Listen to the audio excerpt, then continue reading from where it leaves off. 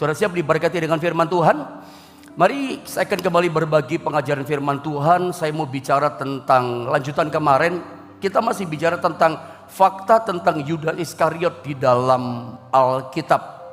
Mungkin kita baca ulang sekali lagi ya. Lukas pasal 6 dengan cepat kita baca bergantian ayat 12 sampai 16 kita baca bergantian. Meskipun Anda di Zoom tetap di mute ya mic-nya, tapi keluarkan suara saudara ya. Saya kelihatan depan televisi saudara ada wajah-wajah itu, ada yang tutup, ada yang dibuka gitu ya. Saya berharap sih dibuka videonya supaya kelihatan wajahnya saudara ya.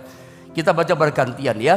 Saya baca ayat 12 Lukas pasal 6 begini kata firman Allah. Pada waktu itu pergilah Yesus ke bukit untuk berdoa. Dan semalam-malaman ia berdoa kepada Allah. 13 terus. Ketika hari siang, ia memanggil murid-muridnya kepadanya, lalu memilih dari antara mereka 12 orang yang disebutnya rasul. Yang disebutnya rasul. Baik. Ayat 14. Simon yang juga diberinya nama Petrus dan Andreas, saudara Simon, Yakobus dan Yohanes, Filipus dan Bartolomeus. 15 terus. Matius dan Thomas, Yakobus anak Alfeus, dan Simon yang disebut orang Selot. Mari sama-sama kita membaca jemaat Tuhan yang 16, 2 dan 3.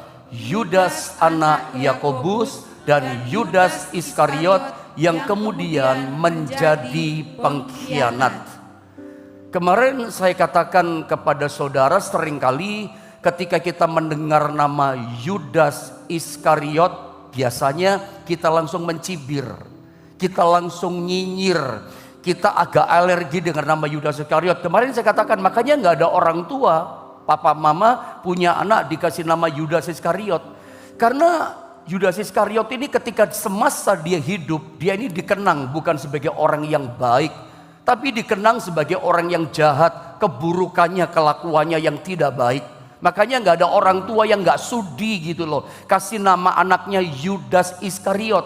Sebab nama ini mengingatkan kita akan perbuatannya yang jahat dan tidak baik.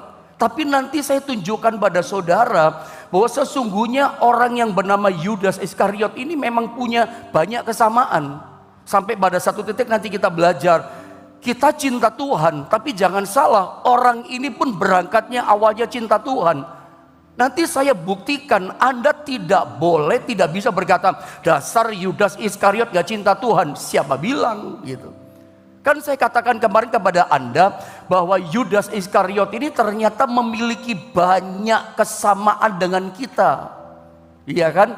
Makanya lewat pengajaran firman Allah pagi ini tentang fakta kehidupan Yudas Iskariot, seharusnya orang ini, Yudas Iskariot ini, itu menjadi cermin buat kita, sekaligus warning buat kita bahwa jangan sampai atau jangan-jangan kehidupan kita sebenarnya mengalami hal yang sama seperti Yudas Iskariot. Makanya hidup orang ini jadi cermin sekaligus jadi peringatan. Buat siapa? Buat kita gereja Tuhan, orang percaya yang hidup di akhir zaman. Jangan-jangan ternyata tanpa kita sadari gitu loh, hidup kita, pengalaman hidup kekristenan kita sama dengan dia. Waspada gitu. Yang pertama saya tunjukkan, ternyata ada banyak kesamaan gitu. Lihat gambar ini. Yudas Iskariot ternyata kesamaan yang pertama dengan kita adalah ia sama-sama orang pilihan Tuhan. Kemarin kita udah belajar. Yudas dipilih, bukan asal diambil, bukan asal ketemu, lu jadi rasul, enggak. Bukan asal random, tidak. Lewat doa pergumulan semalam-malaman dipilihlah Yudas. Yudas itu orang sebetulnya dipercaya kok sama Tuhan. Lihat poin kedua. Kemarin kita juga sudah belajar bahwa Yudas Iskariot itu sama dengan kita dalam hal apa? Sama-sama orang kepercayaan. Percayalah kita dipanggil Tuhan, dipilih sama Tuhan, itu sebuah kepercayaan. Saya mungkin tidak bicara banyak di sini, saya mau bicara pada poin ketiga dan poin keempat. Anda yang belum mendengar poin pertama, poin kedua, coba lihat YouTube channel GSPD Jombang yang kemarin ya. Supaya tidak banyak pengulangan dan waktu kita tidak habis berputar di situ. Sekarang saya akan bawa saudara apa saja persamaan berikutnya tentang kehidupan kita sama dengan Yudas. Ya. Yang ketiga adalah ternyata Yudas Iskariot itu punya persamaan dengan kita dalam hal apa? Sama-sama bendaharanya Yesus. Jadi yang saya mau sampaikan sama saudara pada kesempatan pagi ini, bahwa ternyata Anda dan saya itu di mata Tuhan, kita sama-sama bendaharanya Tuhan. Saya kasih statement di gambar PowerPoint berikutnya, bahwa ternyata kita itu dipanggil, kita itu dipilih sama Tuhan bukan sebagai pemilik tetapi sebagai pengelola. Kita dipanggil sebagai Tuhan bukan sebagai pemilik tetapi sebagai bendahara. Bendahara itu kan tugasnya menyalurkan berkat. Tahukah saudara bahwa dalam kehidupan Anda dan saya, dalam kehidupan setiap kita itu cuman menjadi orang yang dipercayakan berkat. Jadi setiap berkat-berkat yang Tuhan percayakan kepada kita, berkat itu bukan cuman uang ya. Jangan Anda ketika mendengar mulut saya berkata berkat itu selalu materi mengukurnya. Memang itu pasti termasuk uang. Kesuksesan termasuk berkat. Keberhasilan, job, rezeki termasuk berkat. Tetapi juga mujizat. Tetapi juga jalan keluar yang diberikan kepada Tuhan. Karunia Roh Kudus, talenta, hikmat. Luas ya. Suami kita pun itu berkat. Istri berkat, anak-anak kita yang terbaik itu berkat Tuhan. Jadi ternyata ketika kita bicara berkat-berkat itu ada jasmani, ada berkat rohani, luas, dalam dan lebar. Nah, setiap berkat yang saya katakan barusan tadi itu semua Tuhan berikan kepada kita. Job, kesuksesan, keberhasilan, termasuk uang, termasuk kekayaan, termasuk hikmat, kesehatan, mujizat. Itu Tuhan beri kepada kita. Itu sebetulnya Tuhan beri kepada kita sebagai modal gitu. Itu sebagai kemampuan buat kita untuk apa? Untuk disalurkan. Karena kita bukan pemiliknya, Tuhan pemiliknya. Kita cuman bendaharanya, kita cuman pengelolanya. Saudara ya, adalah sangat menyedihkan menurut saya kalau kita sebagai gereja Tuhan, sebagai orang percaya, kita berpikir bahwa kita dipilih Tuhan, kita dipanggil Tuhan, hanya berhenti sebatas menjadi sasaran berkat. Hanya berhenti menjadi sasaran daripada nampung berkat-berkatnya. Lalu cuma berhenti di situ, gak pernah dialirkan. Karena jujur saja, selama ini bisa jadi di antara kita hanya mendengar bombardir berita firman tentang diberkati, kamu akan naik tak turun. Hidupmu akan terus diberkati berkelimpahan sepanjang tahun ini. Hanya berhenti sampai diberkati dan Anda tidak tahu destininya. Anda tidak pernah tahu diajarkan purpose-nya, tujuannya apa. Ya, percayalah, setiap kita itu dipanggil, dipilih Tuhan itu jadi pengelola. Bukan cuman menjadi sasaran berkat, cuman berhenti di situ. Cuman menjadi apa ya? Hanya menampung berkat. Kalau air itu tidak mengalir, hanya ditampung di situ berhenti, busuk itu air. Mesti mengalir, terus baru mengalir, saudara ya. Kita itu kayak keran, semakin dibuka semakin mengalir. Itu pengelola, menjadi salurannya Tuhan. Makanya gak heran ya, hari-hari ini ada banyak orang Kristen. Perhatikan baik-baik pada bagian yang saya katakan ini. Dengar baik-baik saudara ya. Saya memperhatikan hari-hari ini saya banyak menemukan, tidak sedikit tapi banyak orang Kristen yang boleh berkata, saya jenuh Pak dengan kekristenan ini. Di hari-hari ini ada banyak orang yang mengalami boring, jenuh, membosankan dengan kekristenan dijalani. Kenapa ya? Kok ada orang Kristen kok bosan dengan iman kekristenannya? Ada apa gitu?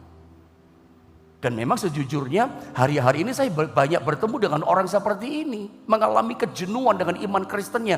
Padahal kalau kita lihat kembali dalam Alkitab, kita lihat kembali kepada firman Allah, yang namanya hidup Kristen itu jauh dari kejenuhan.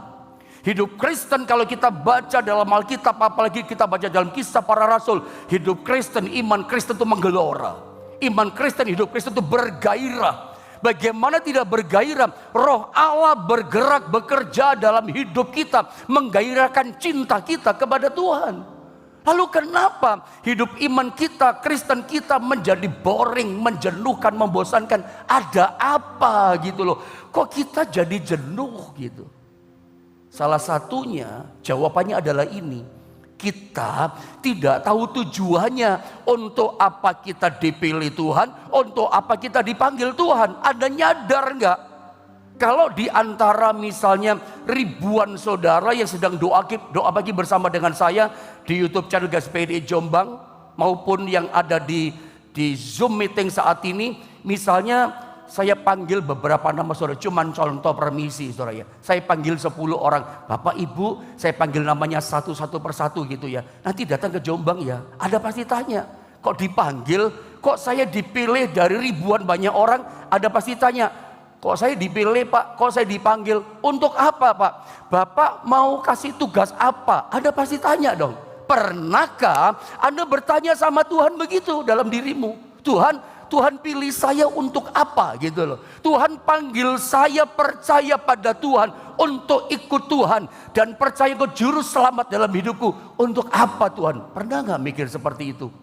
Pernah nyadar gak berpikir untuk apa ya Tuhan pilih dan panggil saya? Panggilan kita adalah jadi pengelola, penyalur. Jangan sampai kita, makanya saya katakan sangat menyedihkan kalau iman Kristen kita hanya dibombardir dengan kata-kata berkat materi. Hanya menjadi sasaran berkat, hanya menjadi nampung berkat. Tapi tidak pernah ngerti tujuannya adalah menjadi berkat bagi orang lain. Menjadi saluran. Ada mungkin bertanya, dasar ayatnya mana Pak Pendeta? Ada. Kalau Anda mau bukti lihat Kejadian pasal 12 ayat 2 sampai 3. Ini menjadi dasar. Kita itu cuma pengelola. Mari saya baca ya, perhatikan ya. Aku akan, atau sama-sama kita baca boleh 2 ayat ini supaya nangkep sesuatu ya. Kejadian 12 ayat 2 dan 3. Ayo sama-sama kita baca ya. Keluarkan suaramu. Saya berdoa Roh Kudus menghidupkan kata-kata firman Allah ini. Ayat 2 dan 3 mulai 2 dan 3. Aku akan membuat engkau menjadi bangsa yang besar dan memberkati engkau serta membuat namamu masyhur dan engkau akan menjadi berkat. Aku akan memberkati orang-orang yang memberkati engkau dan mengutuk orang-orang yang mengutuk engkau, dan olehmu semua kaum di muka bumi akan mendapat berkat. Apa yang kita dapat di sini? Ini buktinya kita pengelola. Ini dasarnya kita penyalur berkatnya Tuhan. Modalnya dari Dia, pemilik berkatnya Dia, Tuhan yang punya. Kita cuma dipercaya jadi bendahara. Kemarin kita belajar, ketika kita dipercayakan berkat sama Tuhan, dapatkah kita membuktikan sebagai orang yang dapat dipercaya? Itu yang penting. Seringkali kita gak dapat dipercaya. Begitu kita diberkati Tuhan, begitu kita sukses kalami mujizat Tuhan, kita lupa sama Tuhan. Tinggalkan kesetiaan, ketaatannya pun kedodoran, cintanya pun mulai kendor. Makanya muncul berkata, kok membosankan ya, kok gini-gini aja sih. Karena kita tidak mengerti tujuan, panggilan dan pilihan Allah. Seolah-olah hidup kita gak ada artinya, gak ada gunanya. Padahal kita punya guna dipanggil sama Tuhan untuk jadi saluran berkat buat orang lain. Orang itu ya, begitu bangun pagi, lalu dia nggak ngerti mau bikin apa ya, mau ngapain ya, nggak ngerti tujuannya. Mungkin dia naik mobil keluar, muter-muter, bingung. Lalu ke kafe, pesen apa, cuman diaduk-aduk aja, bingung kayak hidupnya, muter-muter, mau ngapain nggak tahu. Bosen loh hidup seperti itu, meskipun ada punya duit, tapi nggak punya tujuan. Jalan nggak ngerti mau kemana, cuman muter-muter, bosen loh. Meskipun Anda kaya tapi gak punya tujuan, diberkati materi tapi gak tahu gunanya, dia diberkati sama Tuhan. Lihat dasar ayat ini, coba munculkan lagi, saya mau terangkan sedikit ya. Kejadian 12 ayat 2 dikatakan, aku kata Tuhan kepada Abraham, akan membuat engkau menjadi bangsa yang besar. Ini kan keinginan kita, rindunya kita, mimpinya kita kan ini kan. Ingin menjadi lebih besar. Itu janji Tuhan buat Abraham. Dan percayalah, itu janji Tuhan kepada setiap kita. Yang kecil gak tetap kecil, satu kali dibikin Tuhan jadi besar. Yang besar lebih besar. Itu janji kok. Abraham mengalami janji itu, gak usah khawatir. Yang kedua dikatakan, dan memberkati engkau serta membuat namamu masyhur. Otomatis lah, kalau udah ngalami berkat yang tambah besar, ya semakin kau diberkati, tambah. Bahkan namamu masyhur. Tadinya seperti tanpa wajah, orang gak kenal. Siapa Yohanes? Gak ada yang tahu. Minimal sekarang puluhan orang, ratusan orang masih tahu gitu. Tadi gak ada yang tahu. Semakin Anda ngalami sesuatu dari Tuhan, pemberian-pemberian dari Tuhan, ya otomatis ngalami pada bagian ini. Semakin orang kenal, semakin orang tahu, diangkat kehidupan saudara. Dan engkau akan menjadi berkat. Nah ini saudara, yang ini adalah tujuannya, destininya, purpose-nya adalah ini. Tujuannya apa? Engkau menjadi berkat, salurannya. Jangan cuma mandek ditampung. Jangan hanya berhenti menjadi sasaran berkat, mesti mengalir engkau menjadi berkat. Saluran. Ayat 3 saya baca. Aku akan memberkati orang-orang yang memberkati engkau, jelas. Dan mengutuk, dikatakan orang-orang yang mengutuk engkau. Wah ini proteksi. Ini hebat ya. Ini perlindungan Tuhan atas orang percaya. Dan saya percaya berkatnya Abraham lewat korban Yesus, kata Galatia, itu turun dalam kehidupan kita. Perlindungan, proteksi. Orang mengutuk engkau, dikutuk oleh Tuhan. Wah ini dahsyat loh. Dan lihat ini tujuannya makin jelas. Dan olehmu. Coba sama-sama kita baca semua yang di rumah supaya ingat-ingatan warning buat kita. Bercerminlah dari ayat ini. Dan olehmu semua kaum. Kita baca 2, 3. Dan olehmu semua kaum di muka bumi akan mendapat berkat. Ini loh tujuannya jelas. Untuk apa kita dipilih? Untuk apa kita dipanggil? Dikasih modal, dikasih kemampuan. Karena sebelum kita diberkati, gak bisa jadi saluran berkat. Pipanya berkat gak bisa. Makanya Tuhan kasih dulu. Lewat kesembuhan yang Tuhan beri. Lewat mujizat yang Tuhan beri.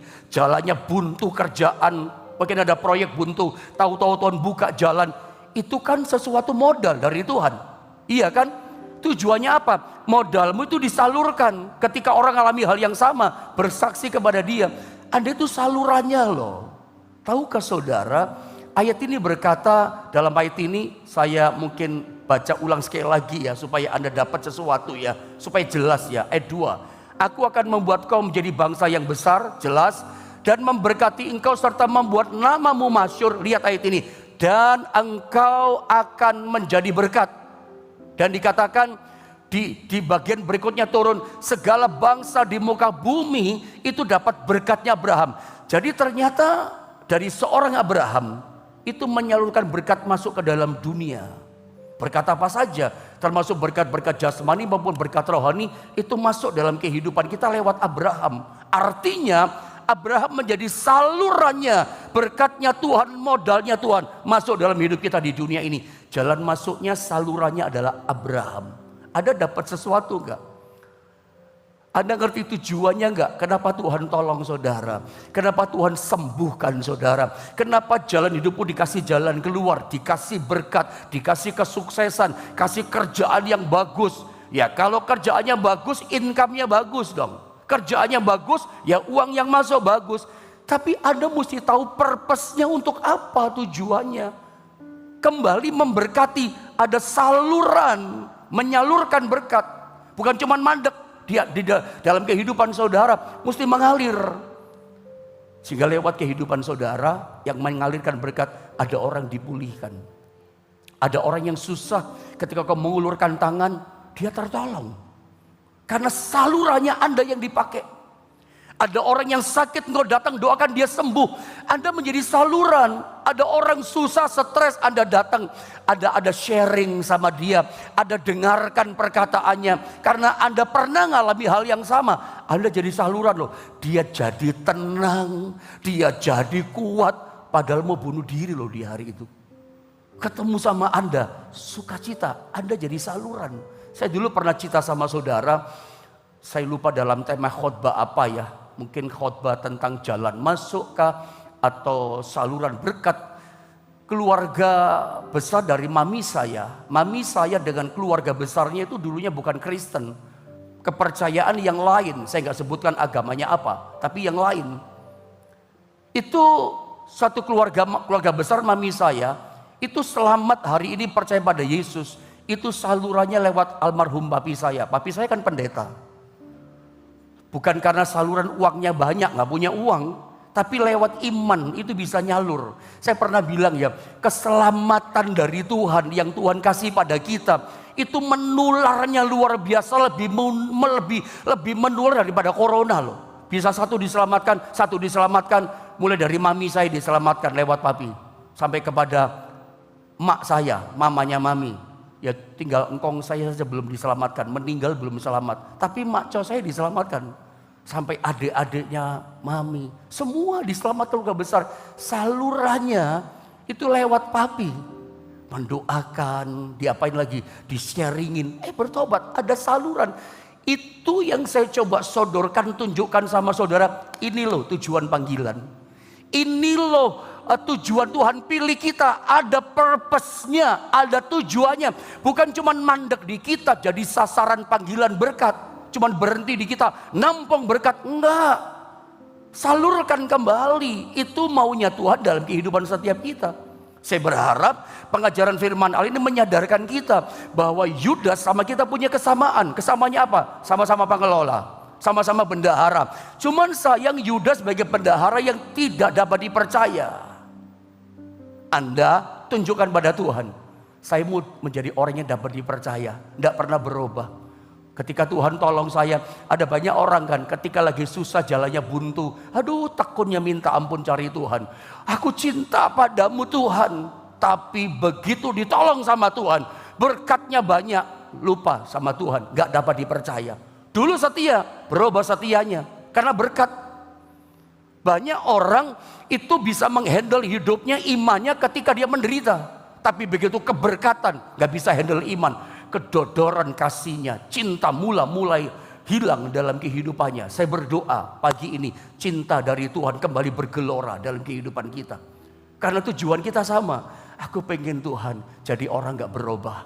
Tetap jadi orang yang dapat dipercaya. Meskipun sudah ditolong sama Tuhan, tetap gak berubah. Makin maju, makin setia, makin cinta kepada Tuhan. Itu doa saya kepada saudara. Nah yang cepat bagian terakhir. Apa kesamaannya lagi yang keempat? Ini yang terakhir saudara ya. Yudas Iskariot itu sama dengan kita. Soal apa? Mengalami ujian yang sama. Pengelola, bendahara. Di mata Tuhan kita sama, Yudas sama. Sebenarnya kita adalah pengelola. Nah pengelola berkat modal yang dikasih sama Tuhan. Apa saja yang saya udah katakan sama saudara. Itu ada ujiannya. Ujiannya sama dengan Yudas. Ada mau tanya, ujiannya apa Pak? Ujiannya adalah Anda ini cinta Tuhan atau cinta uang. Kalau kita ngomong berkat, cinta mamon, cinta dunia atau cinta Tuhan. Ujiannya adalah itu. Bendahara pengelola cuma itu kok. Anda mau pilih setia taat sama Tuhan atau kepada yang lain. Siapa yang mengandalkan hidup kita? Tadi saya sempat katakan, Anda gak bisa berkata, oh Yudas ini gak cinta Tuhan. Loh, dia awalnya ketika saya baca ayat-ayat firman Allah, saya temukan Yudas ini sesungguhnya orang yang sebetulnya sama dengan kita cinta Tuhan. Mungkin dengan cepat ya, karena waktu saya tunjukkan saja buktinya. Ayat ini mengatakan orang ini cinta Tuhan sebetulnya. Tapi kemudian dia gak bisa mempertahankan integritasnya dapat dipercaya tadi. Berubah, lebih cinta uang dia. Nah saya baca ya, pada waktu Yudas yang menyerahkan dia melihat bahwa Yesus telah dijatuhi hukuman mati. Menyesal ia, menyesal. Lalu ia mengembalikan uang yang 30 perak kepada imam-imam kepala dan tua-tua. Dan berkata, aku telah berdosa karena menyerahkan darah orang tak bersalah. Tetapi jawab mereka, apa urusan kami dengan itu? Itu urusanmu sendiri. Ayat 5, maka ia pun melemparkan uang perak itu, 30 keping perak itu ke dalam bait suci, dilempar gitu ya. Lalu ia pergi dari situ dan menggantung diri. Jelas loh, dia menyesal. Apa Anda berani berkata, orang ini awalnya gak cinta Tuhan. Loh dia cinta Tuhan loh. Buktinya dia menyesal. Dia mau tinggalkan semua ikut Yesus, bukti dia cinta Tuhan. Dari kalimat ini saja kita udah ngerti, oh orang ini cinta Tuhan. Tapi dia tahu dia berdosa, dia buang 30 keping perak. Saya pernah ajarkan, 30 keping perak itu kalau dikonversikan rupiah maksimal paling besar cuma 300.000 rupiah. Sampai jeng loh saudara ya. Ya, hanya Sanpo Jian saja dia mengkhianati Tuhan. Urusan uang, awalnya cinta. Awalnya dipercaya kok. Yesus tahu, saya yakin Yesus ngerti, Yesus tahu yang namanya Yudas Iskariot itu lebih mumpuni, dia lebih baik sebagai pengelola keuangan dibandingkan 11 rasul yang lain. Dia ke-12, orang ini bisa dipercaya awalnya soal pegang uang. Nggak mungkin kalau nggak bisa dipercaya soal pegang uang. Pakailah logika yang rasional. Urusan pegang uang itu pasti orang yang bisa dipercaya. Anda adalah orang yang dipercaya sama Tuhan. Kalau Anda ngalami berkat, Anda dipercaya loh berkat sama Tuhan. Dipercaya pekerjaan, dipercaya ini segala macam. Tapi ingat, ketika dipercaya tunjukkan Anda tetap orang yang dapat dipercaya. Gak berubah cinta kita. Sekali Yesus, selamanya Yesus, gak berubah. Kalau kita pikir-pikir ya, pemberian Tuhan sama kita gak bisa dihitung loh. Saya kalau nyanyi pujianku tetap cinta, saya mesti nangis saudara ya. Karena saya jujur saja banyak menerima hal-hal yang dari Tuhan. Bahkan hal-hal yang saya percaya di tahun yang baru, mesti ada hal yang baru Tuhan kasih. Gak bisa bales gitu loh. Kecuali hidup ini mengabdi sama dia. Kecuali hidup ini diberikan kembali untuk Tuhan. Saya tiap kali nyanyi lagu ini gak kuat, saya gak tahan. Hati saya tergetar. Karena memang itu pengalaman bukan cuma saya. Anda juga ngalami itu kalau ada nyadar. Tinggal kita ini dipercaya itu semua dapat dipercaya nggak? Sayang Yudas nggak dapat dipercaya. Dia lebih ujiannya sama. Seringkali kita masalah uang, mamon ini. Coba Anda lihat ya dalam ayat berikutnya ya. Tuhan versus mamon. Musuh Tuhan terberat antara kita dengan Tuhan itu bukan setan, saya pernah katakan. Musuh berat itu apa? Mamon. Ya, itu mamon, kepanjangan kalau saya ngomong ini, tapi saya baca saja ayatnya. Matius 6:24. Tak seorang pun dapat mengabdi kepada dua tuan, karena jika demikian ia akan membenci yang seorang dan mengasihi yang lain, atau ia akan setia kepada yang seorang dan saya tertarik dengan kata kalimat ini, dan tidak mengindahkan yang lain. Gak mengindahkan. Kamu tidak dapat mengabdi kepada Allah dan kepada mamon. Begitu ada cinta mamon, mulai tertarik kepada mamon, Anda gak akan mengindahkan Tuhan. Itu Alkitab katakan, Anda akan sepelekan Tuhan. Dan itu tanpa kita sadar itu terjadi pada kita. Dengan cepat saya tunjukkan kalimat ini, statement ini. Jadi iblis, setan, itu memakai uang, memakai mamon untuk kita berkhianat, tidak mengindahkan Tuhan dan tidak mentaati Tuhan. Uang ini masalahnya saudara. Makanya saya pernah katakan ajarkan khusus tentang 1 Timotius pasal 6 ayat 10. Saya cepat saja ya. Perhatikan ayat ini saya baca. Karena akar segala kejahatan ialah cinta uang. Uangnya nggak jahat. Tapi begitu kita cinta uang, Alkitab buka bongkar sama kita. Cinta uang itu ternyata akar dari segala kejahatan. Anda sebutkan kejahatan ini. Karena terbatas waktu saya. Itu akarnya uang. Termasuk kejahatan dengan Tuhan. Tidak setia, tidak percaya, itu bisa uang loh. Orang bisa tinggalkan pelayanan, orang bisa tinggalkan panggilan Tuhan, itu karena uang. Saya punya banyak bukti sebetulnya, termasuk pelayan-pelayan Tuhan. Bisa tinggalkan semua, apalagi zaman modern. Orang bisa saya nanya tinggalkan pekerjaan, tinggalkan pelayan panggilannya di satu tempat, itu hanya karena uang. Saya kalau pelayanan ketemu dengan teman-teman saudara ya, yang pelayanan di Surabaya penggembalaannya, saya temukan begini saudara ya, rata-rata mengeluh gini, aduh pelayanku Pak ditawari lebih besar sana, pelayan ini Pak sambil begini saudara ya. Kalau saya pelayan di Surabaya selalu sama. Gereja-gereja di Surabaya yang cukup lumayan besar saudara ya, itu tarik menarik hanya ini loh. Saya bukan ngomong apa-apa, cuma jadi cermin. Kita seringkali mencibir tentang Yudas. Tapi jangan-jangan kita seperti Yudas. Dalam ayat ini Yudas kayak ayat ini loh. Karena akar segala kejahatan ialah cinta uang. Sebab oleh memburu uang. Orang kalau cinta uang ya kerjanya memburu uang. Tuhan di belakang gak diindahkan. Memburu berarti uangnya di depan, Tuhannya di belakang. Harusnya Tuhan di depan, uang di belakang kita. Uang yang memburu kita. Orang menyimpang dari iman, menyiksa dirinya dengan berbagai kejahatan. Statement ini penting. Lihat gambar ini. Adalah salah jika kita memburu uang karena uang yang seharusnya memburu kita, uang di belakang kita. Ini saya suka ajarkan sama jemaat di Jombang.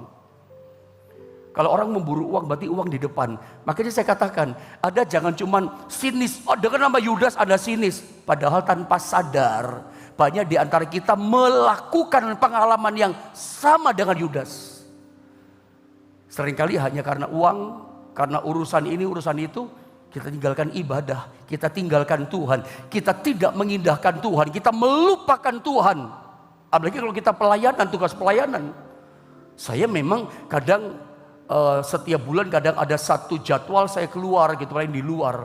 Tapi itu bukan motivasi karena uang juga. Walaupun kita butuh uang. Kalau enggak kita jadi kayak Yudas loh tanpa sadar. Termasuk saya. Termasuk Anda pengusaha. Kita berkata aku cinta Tuhan. Tapi seringkali urusan Tuhan kita tinggal. Ketaatan sama Tuhan kita nggak indahkan. Karena apa? Karena urusan uang. Ada job besar Pak. Lalu Anda lupa sama firman. Padahal nggak benar itu. Anda jangan cuma mencibir Yudas loh. Kadang kita sama loh kayak Yudas. Anda ini setiap kali gini loh. Setiap kali Anda membuat keputusan. Keputusanmu itu berdasarkan kebenaran firman. Ini penting kata-kata.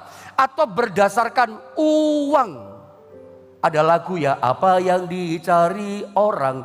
Uang. Apa yang dicari orang? Uang, uang, uang. Uang terus saudara ya. Itulah di dunia. Tapi kalau kita nggak sadar, kita jadi kayak Yudas. Makanya setiap Anda ambil keputusan, mau dalam pelayanan sama saja. Dalam dunia rohani sama. Dalam pelayanan kah, dalam urusan kerja kah, kerjasama dengan orang, urusan ini, urusan itu. Anda ambil keputusan itu berdasarkan kebenaran firman atau berdasarkan uang. Begitu Anda berkata berdasarkan uang. Sama pengalaman kita dengan Yudas dong. Anda jangan cuma mencibir loh. Ada banyak kesamaan. Anda jangan langsung sinis dengan nama Yudas. Ternyata Yudasnya ada di kita. Maaf ya saudara ya. Memang pengajaran ini agak tidak enak kedengarannya pahit. Tapi sehat buat rohani kita. Supaya kita dapat mempertahankan diri. Menjadi orang yang dapat dipercaya. Sekali cinta Tuhan. Sampai kita dipanggil Tuhan kedapatan. Kita tetap cinta Tuhan. Tidak berubah. Kalau Anda nggak berubah, Anda akan mengalami. Kalau saya katakan adalah salah kalau kita memburu uang. Harusnya uang memburu kita. Ini Mazmur 23, ini ayatnya ayat 1. Mazmur Daud, Tuhan adalah gembalaku, takkan kekurangan aku. Kalau Tuhan di depan kita, tidak akan kekurangan. Yang di belakang kita itu akan menolong kita. Uang berkat menyusul kita, memburu kita. Ia menyediakan hidangan bagiku di hadapan lawanku dan seterusnya. Saya tidak berpanjang. Di 2023 ada banyak lawan, ada banyak kesukaran. Tapi Tuhan sediakan hidangan, ada berkat, ada kekurangan. Asal yang kita buru adalah Tuhan yang kita kejar. Bukan uang. Ingat, setiap ambil keputusan, lihat kembali. Berdasarkan kebenaran firman Tuhan. Atau kebenaran kedasarnya adalah uang. Begitu uang, sama kita dengan Yudas. Gak dapat dipercaya. Kiranya firman Allah ini menjadi kekuatan buat setiap kita. Tuhan berkati.